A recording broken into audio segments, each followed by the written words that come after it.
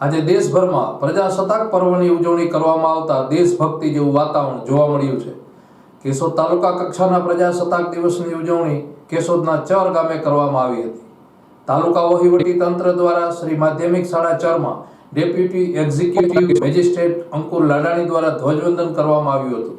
આ પ્રસંગે શાળા વિદ્યાર્થીઓ દ્વારા સ્વાગત ગીત, ગણેશ સ્તુતિ, ગીતાસાર, નાટક, સૂર્ય નમસ્કાર તથા યોગ જેવા સાંસ્કૃતિક કાર્યક્રમો રજૂ કરવામાં આવ્યા હતા।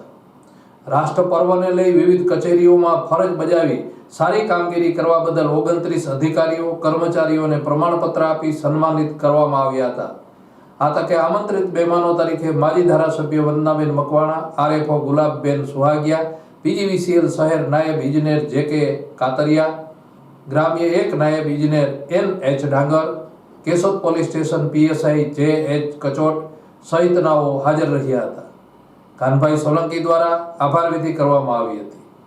આ પ્રજાસત્તાક પર્વના વન વિભાગના આરએફઓ ગુલાબબેન સુહાગિયા સહિતના વન વિભાગના સ્ટાફ અને વહીવટી તંત્ર દ્વારા શાળા સંકુલમાં વૃક્ષારોપણ પણ કરવામાં આવ્યું હતું।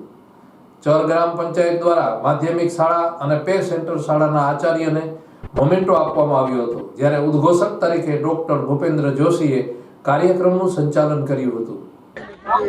રાજ્ય કક્ષાના પ્રજાસત્તાક પર્વની ઉજવણી આજે જ્યારે જૂનાગઢ ખાતે થઈ રહી છે, ત્યારે આજના તાલુકા કક્ષાની ઉજવણી આ તાલુકાના ચર મુકામે થઈ રહી છે। ત્યારે 75માં પ્રજાસત્તાક પર્વની ઉજવણી નિમિત્તે હું તમામ તાલુકાવાસીઓને તાલુકા વહીવટી તંત્ર તરફથી ખૂબ ખૂબ શુભેચ્છાઓ પાઠવું છું અને ખૂબ ખૂબ શુભકામનાઓ પાઠવું છું।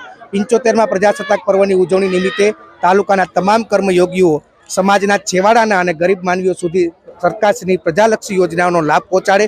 આ ઉપરાંત તાલુકાભરના તમામ પ્રજાજનો પણ સરકારશ્રી દ્વારા જે કાંઈ યોજનાઓ હોય તેનો પૂરેપૂરો લાભ મેળવે।